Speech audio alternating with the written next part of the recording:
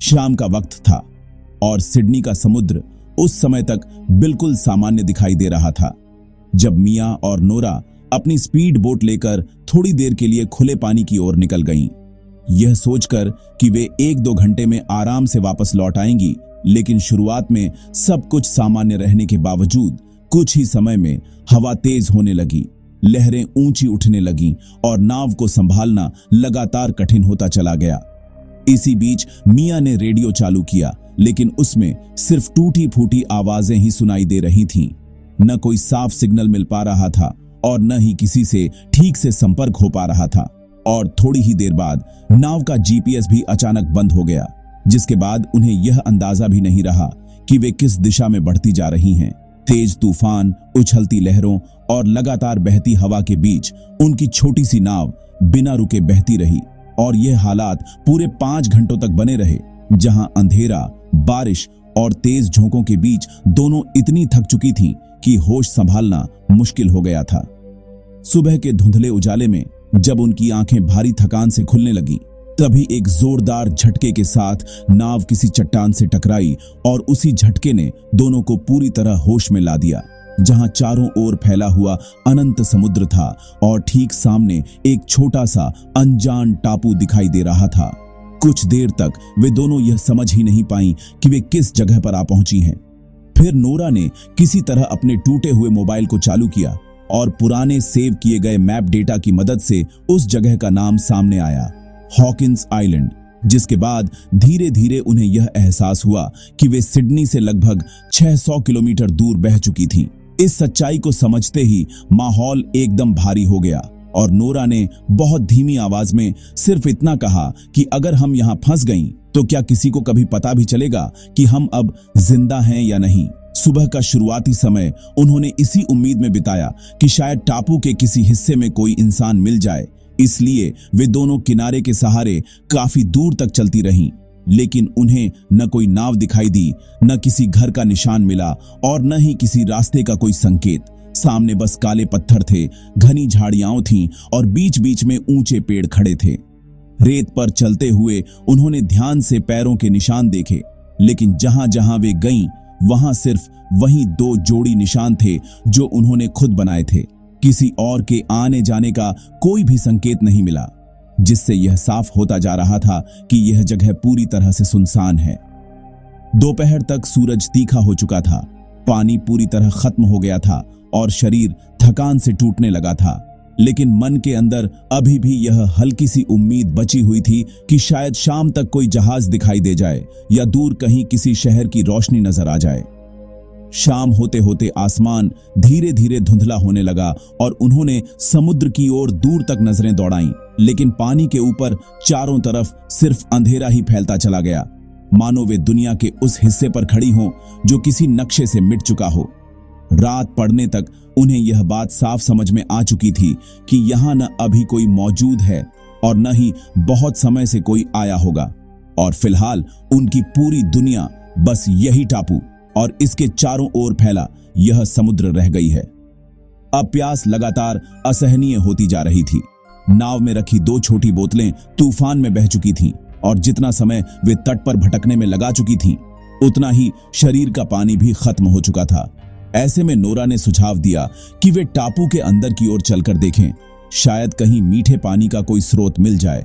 और इसी उम्मीद में दोनों थोड़ी चढ़ाई चढ़कर घनी झाड़ियों के बीच पहुंची, जहां एक जगह जमीन हल्की सी गीली दिखाई दी और उसमें से बहुत पतली सी पानी की धार रिसती हुई नजर आई। पानी पूरी तरह साफ नहीं था, उसमें मिट्टी के कण दिख रहे थे और ऊपर सूखे पत्ते तैर रहे थे, जिसे देखकर माया ने पहले मना किया और कहा कि ऐसा पानी पीने से बीमारी हो सकती है, लेकिन नोरा के होंठ सूखकर फट चुके थे और उसकी आवाज भी भारी हो चुकी थी। कुछ देर की बहस के बाद नोरा ने तय किया कि वह थोड़ा सा पानी पीकर देखेगी। उसने हाथ से मिट्टी हटाई, ऊपर तैरते पत्ते परे किए और सावधानी से कुछ घूंट भर लिए। शुरुआत में उसे सब ठीक लगा, लेकिन थोड़ी ही देर बाद उसे हल्का सा चक्कर आने लगा, सिर भारी होने लगा और दिल की धड़कन तेज महसूस होने लगी, जिसे देखकर मिया घबरा गई। उसने उसे बैठाया और मन ही मन यह सोचकर कांप उठी कि अगर यह पानी उन्हें बीमार कर दे तो इस टापू पर डॉक्टर तो दूर, कोई सलाह देने वाला भी नहीं है। यह उनका पहला बड़ा जोखिम था और उस हालात में वही उनकी सबसे बड़ी मजबूरी भी।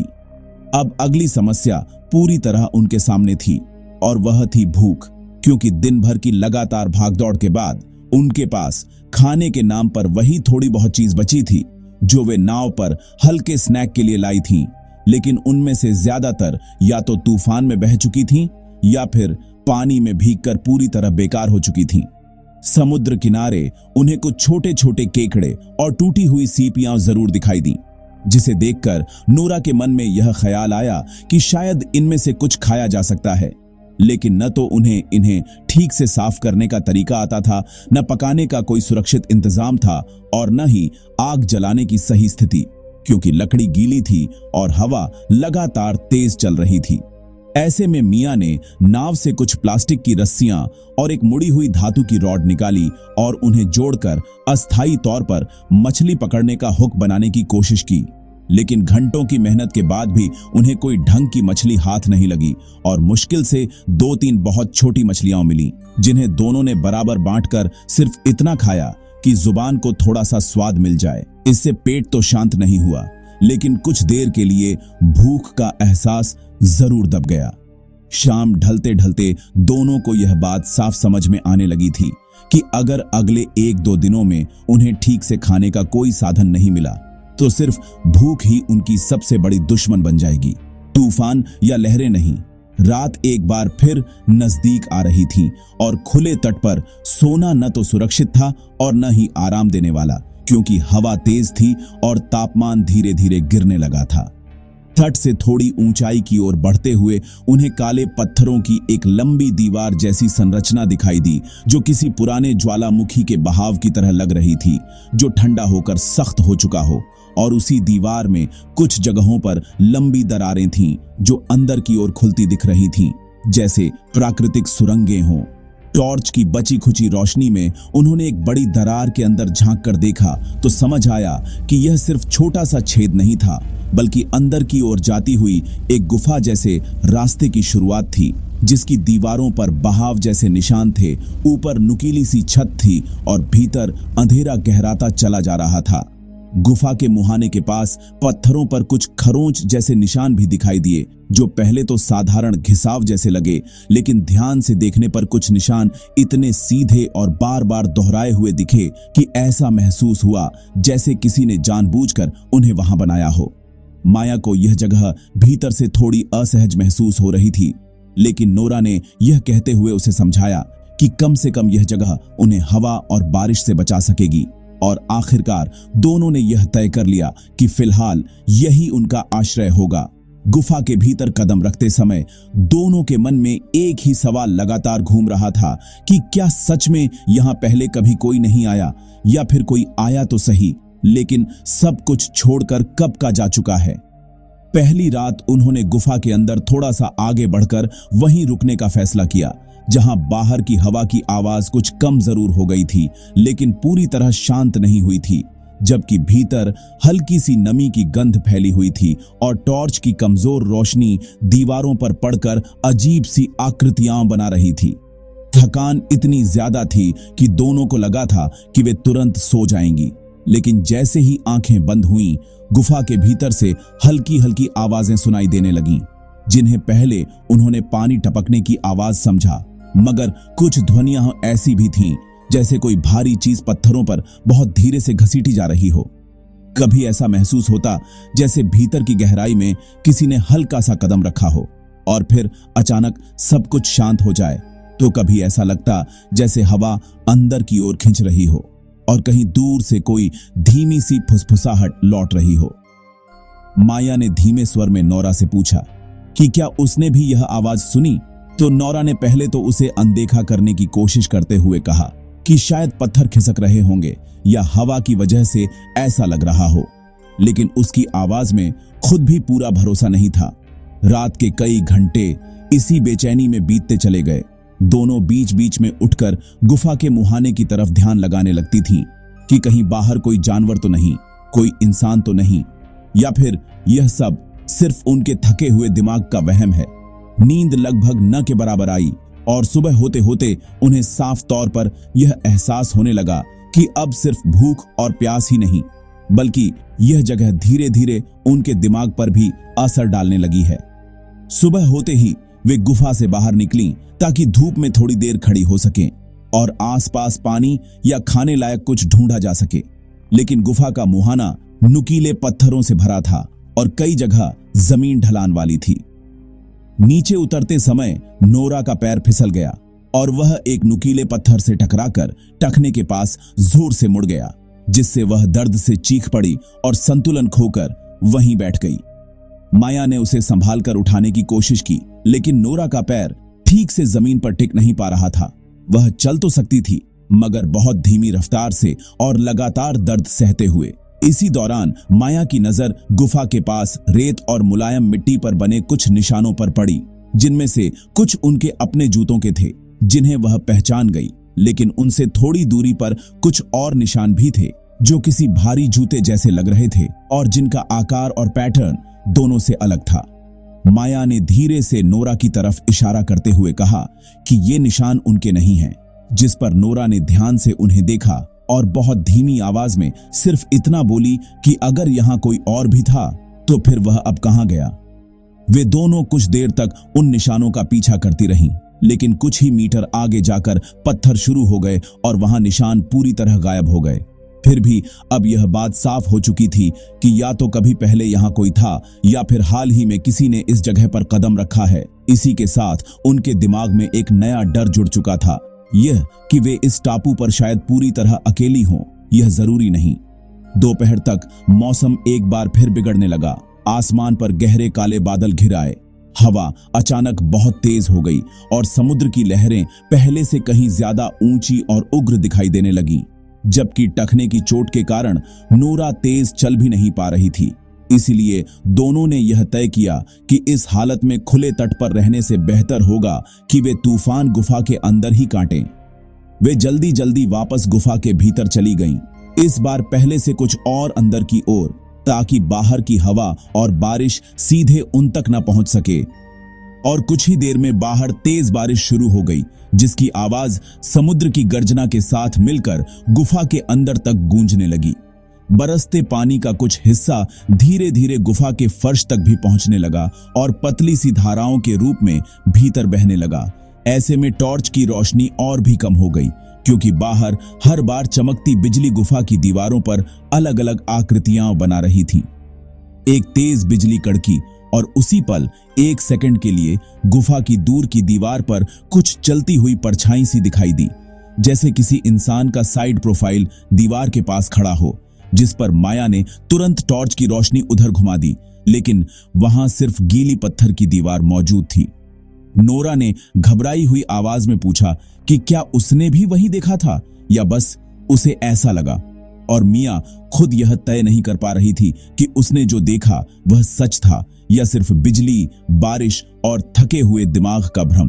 तूफान का शोर, गुफा की लगातार गूंज, भीतर आता पानी और इन अजीब परछाइयों का असर मिलकर अब इस जगह को सिर्फ एक आश्रय नहीं, बल्कि दिमाग के लिए एक बंद कमरे जैसा बना चुके थे, जहां से बाहर निकलना आसान नहीं लग रहा था। 2 दिन से वे सिर्फ थोड़े बहुत केकड़े, मछली के छोटे छोटे टुकड़ों और संदिग्ध पानी के सहारे जिंदा थीं, जिससे उनका शरीर तेजी से कमजोर हो रहा था। चलने की ताकत घटती जा रही थी और सोचने समझने की क्षमता भी धीरे धीरे प्रभावित होने लगी थी। नोरा का पैर अब तक ठीक नहीं हुआ था और अब उसे हल्का सा बुखार जैसा भी महसूस होने लगा था, जबकि मिया बार बार गुफा से बाहर जाकर कुछ खाने लायक ढूंढने की कोशिश करती, लेकिन हर बार लगभग खाली हाथ ही लौटती थी। एक बार वह जब फिर से खाली हाथ लौटी तो निराशा और गुस्से में नोरा का संयम टूट गया और उसने उससे कह दिया कि इसी की वजह से वह इस ट्रिप पर आई थी, जबकि अगर वे उस दिन बाहर न निकलती तो आज सिडनी में अपने घर पर सुरक्षित होती, इस टापू पर फंसी हुई नहीं। माया को यह बात सुनकर गहरी चोट पहुंची, लेकिन वह भी पूरी तरह टूट चुकी थी। उसने थकी हुई आवाज में जवाब दिया कि तूफान किसी के प्लान में नहीं होता, और अगर वह नहीं कहती तो शायद नोरा खुद ही किसी और दिन यहां आने का फैसला कर लेती, और इस वक्त एक दूसरे को दोष देने से कोई रास्ता नहीं निकलेगा। कुछ पल के लिए दोनों के बीच भारी चुप्पी छा गई। जिसमें गुस्सा, डर और भूख ने उन्हें एक दूसरे के सामने खड़ा कर दिया था। जबकि सच यह था कि इस हालत में उन्हें सबसे ज्यादा जरूरत एक दूसरे की ही थी। इसी भावनात्मक टूटन ने यह साफ कर दिया कि उनका संघर्ष सिर्फ शरीर का नहीं बल्कि दिमाग का भी था, और दोनों ही मोर्चों पर वे धीरे धीरे कमजोर पड़ती जा रही थीं। अगले दिन दोपहर के समय माया की नजर समुद्र की ओर गई तो क्षितिज पर एक छोटा सा काला धब्बा दिखाई दिया जो पानी पर हल्का हल्का हिलता हुआ लग रहा था, और पहली नजर में उसे लगा कि यह कोई नाव या जहाज हो सकता है। उसने तुरंत नोरा को बुलाया और दोनों ने ध्यान से देखा। वह आकृति सच में नाव जैसी लग रही थी, लेकिन बहुत दूर थी। फिर भी उनके अंदर कई दिनों बाद पहली बार उम्मीद जगी। उन्होंने बिना समय गंवाए स्मोक सिग्नल देने का फैसला किया और सूखी घास, कुछ लकड़ी और प्लास्टिक के टुकड़े इकट्ठा करके आग जलाई ताकि धुआं ऊपर उठ सके। कुछ देर तक धुआं सीधा आसमान की ओर जाता दिखा और उन्हें लगा जैसे वह काला धब्बा उनकी ओर थोड़ा बढ़ भी रहा हो। लेकिन कुछ ही समय बाद बादल और धुंध घनी हो गई और वह आकृति पूरी तरह आंखों से ओझल हो गई, और उन्हें यह भी समझ नहीं आया कि वह सच में कोई नाव थी या सिर्फ बहता हुआ मलबा। जो उम्मीद कुछ मिनटों के लिए जगी थी वह उतनी ही तेजी से टूट भी गई। स्मोक सिग्नल के बाद माया तट के एक ऐसे हिस्से की ओर गई जहां वे अब तक नहीं पहुंची थीं, और वहीं उसे रेत में आधा दबा हुआ एक बड़ा धातु का कंटेनर मिला जो जंग से नारंगी भूरा हो चुका था। पास जाकर उसने उस पर लिखे फीके अक्षर पढ़े, मरीन रिसर्च यूनिट 21, और नीचे हल्के से निशान कॉमनवेल्थ प्रोजेक्ट। कंटेनर का लॉक टूटा हुआ था, जैसे किसी ने जल्दबाजी में उसे खोला हो, और अंदर उसे कुछ खाली बॉक्स, टूटे उपकरण, पुरानी पैकिंग और एक छोटा सा सील बंद डिब्बा मिला जिसमें इमरजेंसी मेडिकल किट और 2-3 एनर्जी बार अब भी इस्तेमाल करने लायक थे। एक कोने में प्लास्टिक कवर में कुछ कागज भी मिले जिन्हें देखकर पहली बार उसे यह एहसास हुआ कि इस टापू पर कभी संगठित तरीके से कोई रिसर्च काम हुआ था। रात को गुफा में लौटकर मिया ने वह कागज नोरा को दिखाए जिनमें एक पन्ने पर हाथ से बना हुआ एक रफ मैप था जिसमें टापू के अंदर की ओर कुछ जगहें चिन्हित थीं और एक जगह पर छोटा सा गोला बनाकर लिखा था कॉम स्टेशन। नोरा का पैर अभी भी चलने नहीं दे रहा था। तब मिया ने धीरे से कहा कि अगर यहां सच में कोई कम्युनिकेशन स्टेशन हुआ तो शायद वहां कोई पुराना रेडियो मिल सके जो उनकी मदद बुलाने का एकमात्र जरिया बन सकता है। नोरा ने उसे अकेले जाने से मना किया और कहा कि अगर उसे रास्ते में कुछ हो गया तो वह यहां बिल्कुल अकेली रह जाएगी। लेकिन माया यह साफ समझ चुकी थी कि यहां बैठकर इंतजार करने से ज्यादा खतरनाक कुछ नहीं है। आखिरकार यह तय हुआ कि अगली सुबह मिया अकेले टापू के अंदर जाएगी और नोरा गुफा में ही रहेगी। यह अब तक का उनका सबसे बड़ा जोखिम था, लेकिन शायद यही आखिरी उम्मीद भी थी। अगली सुबह मिया मैप लेकर अकेली निकल पड़ी। तट से हटते ही टापू का रूप पूरी तरह बदल गया। घने पेड़, उलझी झाड़ियां और कुछ जगहों पर घास में दबे पुराने रास्तों जैसे निशान। कुछ घंटों की चढ़ाई के बाद उसे जंग लगे बड़े बड़े धातु के ड्रम दिखाई दिए जिन पर धुंधले वार्निंग सिंबल बने थे, और थोड़ा आगे बढ़ते ही उसे टूटी फूटी कंक्रीट इमारतें मिलीं जिनकी खिड़कियां टूटी थीं और दरवाजे आधे लटके हुए थे। अंदर पुराने तार, टूटे पैनल, जला हुआ नोटिस बोर्ड और बिखरे उपकरण पड़े थे, जिसे देखकर साफ लग रहा था कि यहां से कभी बहुत जल्दबाजी में सब कुछ छोड़ा गया था। अब इसमें कोई शक नहीं बचा था कि यह सच में एक पुराना रिसर्च कैंप था जिसे अचानक खाली किया गया था। मैप के आखिरी निशान के अनुसार वह एक संकरी पगडंडी से ऊपर चढ़ी और वहां उसे एक छोटा सा टावर दिखा जिसके ऊपर पुराने एंटेना अब भी लगे थे, हालांकि ज्यादातर टेढ़े हो चुके थे। टावर के नीचे एक छोटी सी कंट्रोल रूम थी। आधा खुला दरवाजा, अंदर जंग लगे उपकरण और फर्श पर बिखरे कागज। उसी में उसे एक मोटा सा फोल्डर मिला जिस पर साफ लिखा था इवैक्यूएशन बायो रिस्क लेवल 3। अंदर कंटेमिनेशन, अनकंट्रोल्ड स्प्रेड और फुल इवैक्यूएशन जैसे शब्द बार बार लिखे थे, और एक पन्ने पर रिकमेंडेशन थी कि इस आइलैंड को पब्लिक मैप्स से हटाकर रिस्ट्रिक्टेड जोन घोषित किया जाए। एमाया की सांसें तेज हो गईं, लेकिन उसने खुद को संभालते हुए कंट्रोल पैनल पर इमरजेंसी रेडियो को चालू किया। कुछ कोशिशों के बाद रेडियो में हल्की सी जान आई और उसने लगातार डिस्ट्रेस कॉल भेजना शुरू किया। अब सवाल सिर्फ इतना था, कोई सुन रहा है या नहीं। कई मिनटों तक कोई जवाब नहीं आया। फिर अचानक क्रैकलिंग के बीच एक अनजान आवाज सुनाई दी, जिसने उसकी लोकेशन और हालत के बारे में पूछा। मिया ने जल्दी जल्दी सब बताया, नाव, तूफान, हॉकिंस आइलैंड और पुराना रिसर्च बेस। लाइन के उस पार कुछ देर खामोशी रही, फिर जवाब आया कि वे उसका सिग्नल ट्रेस कर रहे हैं और मौसम ठीक हुआ तो हेलीकॉप्टर भेजा जाएगा। शाम ढलते ढलते जंगल और समुद्र के ऊपर हेलीकॉप्टर की आवाज गूंजने लगी। माया पूरी ताकत से गुफा की ओर भागी और नोरा को संकेत दिया।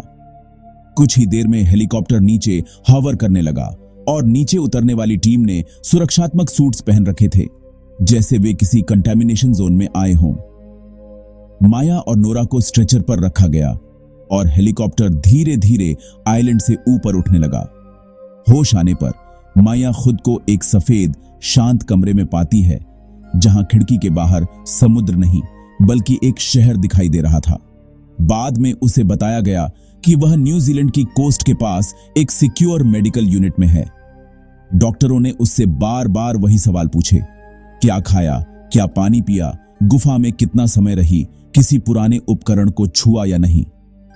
कुछ समय बाद 2 लोग फॉर्मल कपड़ों में आए और बहुत शांत लहजे में बताया कि हॉकिंस आइलैंड वर्षों से रिस्ट्रिक्टेड जोन है और वहां हुई रिसर्च की जानकारी पब्लिक नहीं की जा सकती। उससे एक डॉक्यूमेंट पर साइन करवाया गया, जिसमें लिखा था कि वह इस आइलैंड, रिसर्च बेस और वहां मिले किसी भी दस्तावेज के बारे में कभी सार्वजनिक रूप से कुछ नहीं बताएगी। माया ने नोरा के बारे में पूछा। जवाब मिला, वह ऑब्जर्वेशन में है। कई हफ्तों बाद जब मिया सिडनी लौटी तो उसने इंटरनेट पर Hawkins island marine research unit 21 search किया, लेकिन उसे सिर्फ सामान्य समुद्री डेटा और बेकार लिंक्स मिले, न आइलैंड का कोई रिकॉर्ड, न किसी प्रोजेक्ट का नाम। और आज भी जब कभी रात गहरी होती है, उसे गुफा की वे अजीब आवाजें याद आती हैं। और वही सवाल भी, क्या वे सच में वहां अकेली थीं या आइलैंड ने बस उतना ही दिखाया जितना उसे दिखाना था। अगर आपको ऐसी सच्ची सर्वाइवल कहानियां पसंद आती हैं तो द जियो वाइब चैनल को सब्सक्राइब जरूर कीजिए। वीडियो पसंद आए तो उसे लाइक करें और इस कहानी को अपने दोस्तों के साथ शेयर करें, ताकि ऐसी और अनसुनी सच्चाइयां आप तक पहुंचती रहें।